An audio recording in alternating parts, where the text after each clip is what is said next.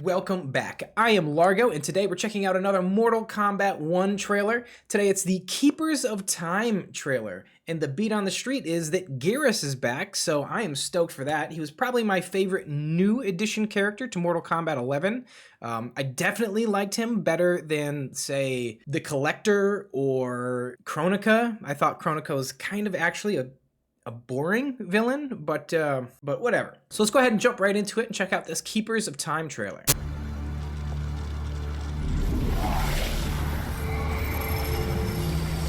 Geras, my old friend. It's been eons. It's good to see you. Likewise, Lord Liu Kang. Duty He looks good. is my highest calling. Is it just me, or does Geras look a little thinner, a little skinnier? I feel like he was a little bulkier in 11. I like this. Looks fine. I mean, he's a construct, so his body doesn't really matter, but overall, I think his redesign actually looks fantastic, man. This is one of the better redesigns. I really like it.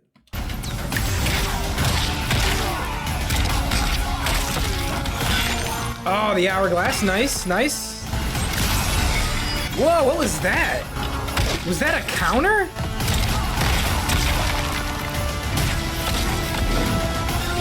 Sector, all right. Geras is the guardian of the hourglass, a celestial object which lies beyond the realms. The hourglass regulates time and destiny.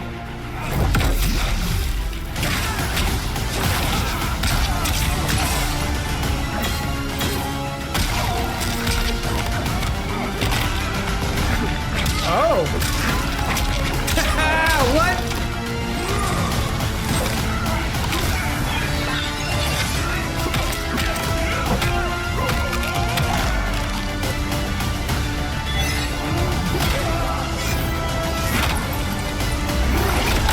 I have watched you with the hourglass.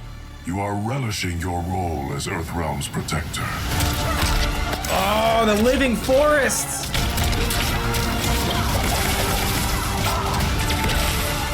Those with power must know how to use it wisely. When you restarted history, you altered the destinies of certain malefactors to neutralize them. Okay. Crafting a timeline is a complex endeavor.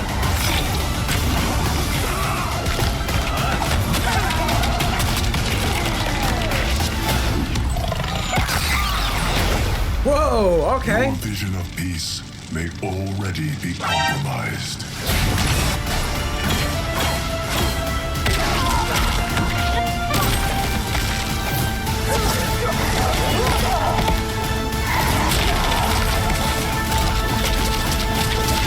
Oh, that was cool.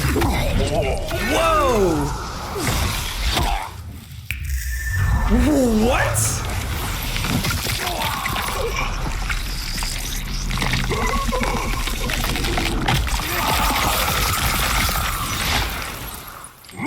Whoa!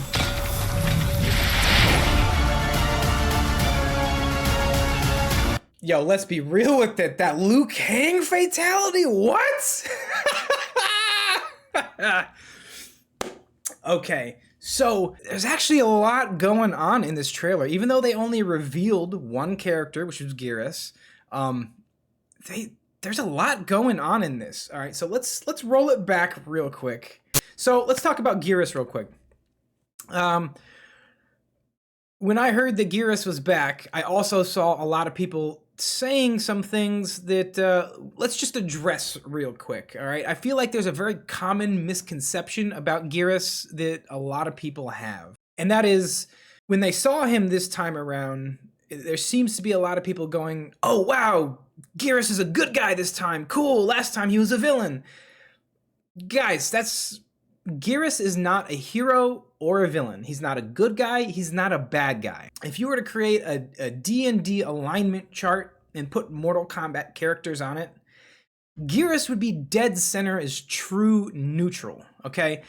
Geras is not like a normal person. He's a construct. He's like an artificial construct, much like Blaze was. All right, Blaze served a different purpose. His purpose was for Armageddon, and Geras is a similar type of construct, but his purpose is entirely different. His purpose is to protect the hourglass and ensure that the keeper of time, whoever that may be, their vision is seen through.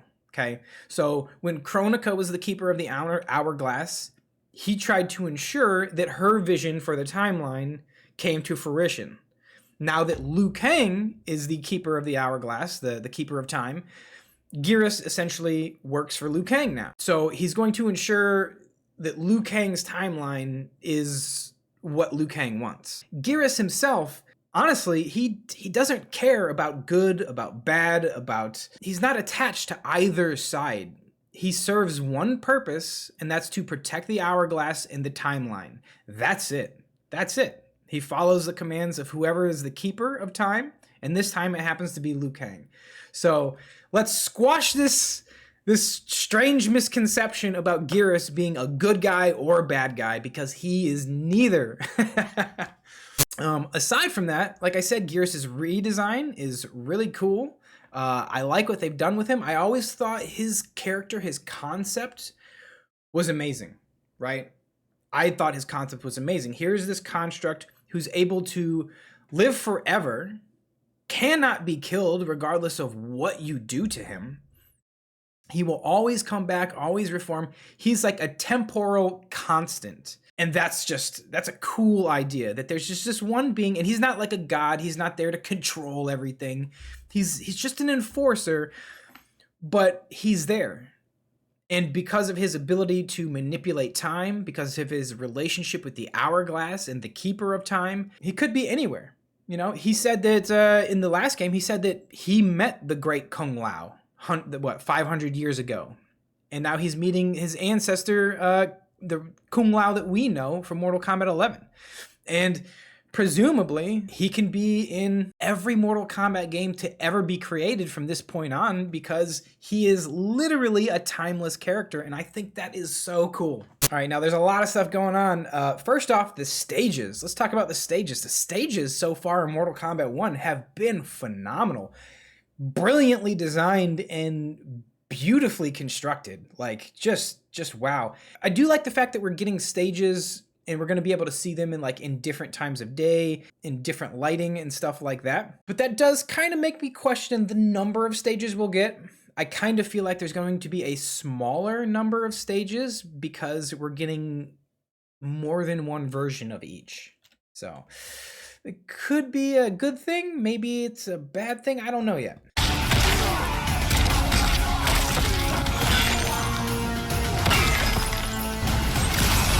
Okay, what is this? Let's check this out real quick.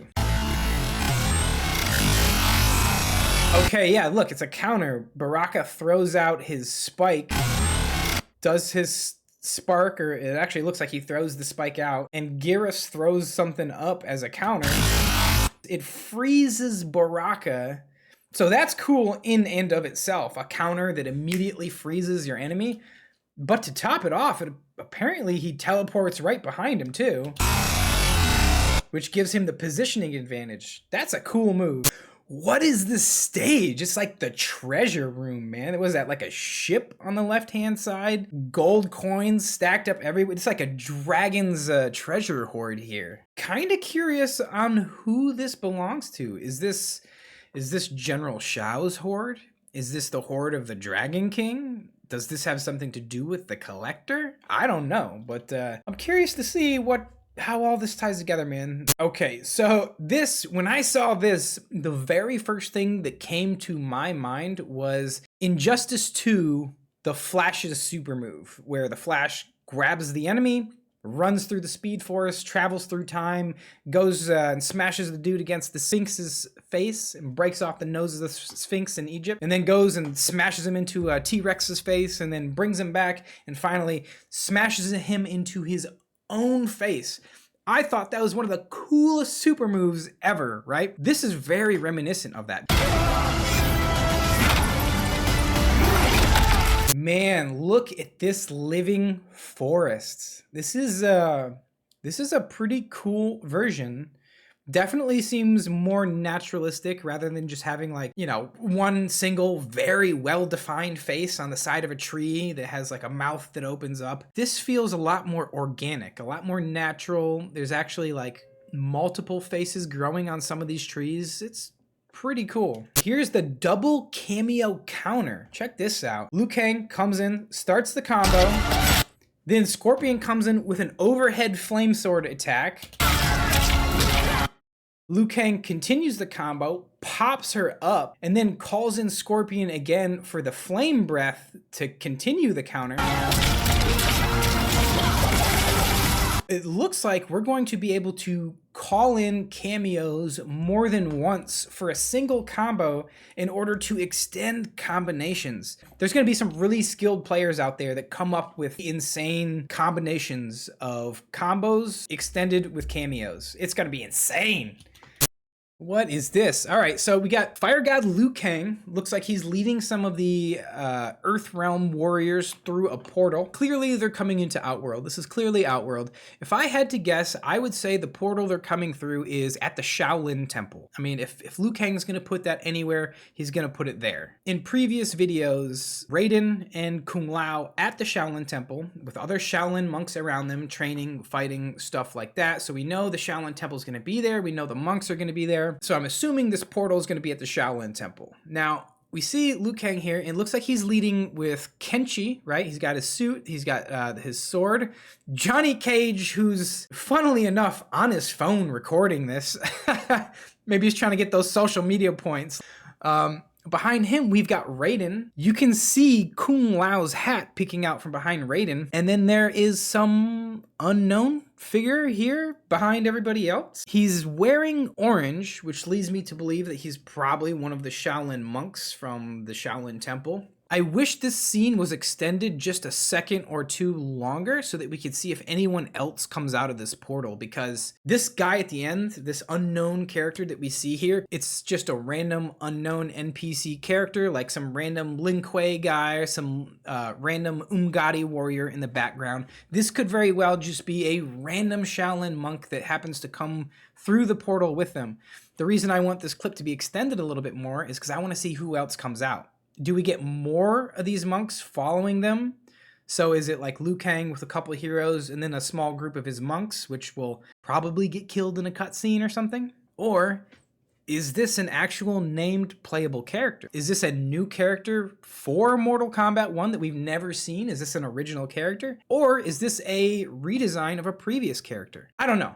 And like I said, it could be a nameless random Shaolin monk that ends up getting murdered in a cutscene to act as a jobber and just get destroyed. When you restarted history, you altered the destinies of certain malefactors to neutralize them. So what Geras is saying here is that when Liu Kang restarted the timeline, he altered the destinies of certain malefactors being bad guys, right? So he changed the fates and the destinies, possibly the backgrounds, maybe even the origins of some of these villains in order to maybe not make them villains anymore. I guess the biggest, most obvious one would be Shao Kahn, right? Because he's no longer Shao Kahn, he's General Shao. He's no longer the Emperor of Outworld, and all of his past deeds have been apparently seemingly undone. So that's the biggest, clearest, most well-known example we have as of right now about Liu Kang's, meddling with the villains.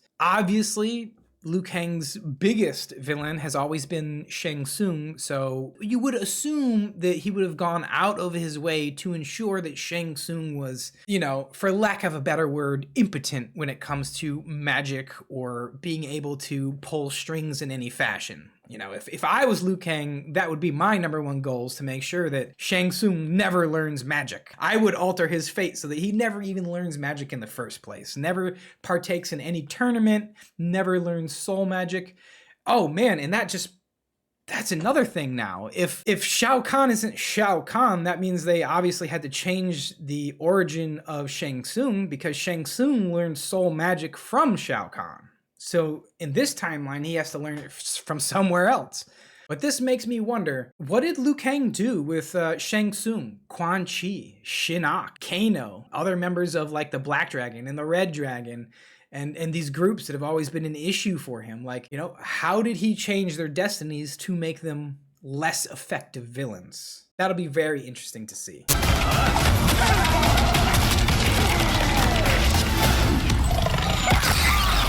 And then he hits him with the fire lightning Kamehameha, which is awesome. And I'm really, really, really enjoying the red and blue fire effect that they're giving Liu Kang. The only thing that I wish that they would do is add a little bit more of electricity effect to him.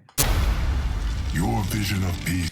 Okay, this scene is kind of interesting to me. And I know it seems very benign and random. The thing that comes to my mind instantly, the second I saw this when watching the trailer, one thing came to mind. This scene looks remarkably like Shang Tsung. I'm not saying it is Shang Tsung because it's obviously not. It's very clearly Liu Kang. But the last time I saw someone summon a portal like this, it was Shang Tsung.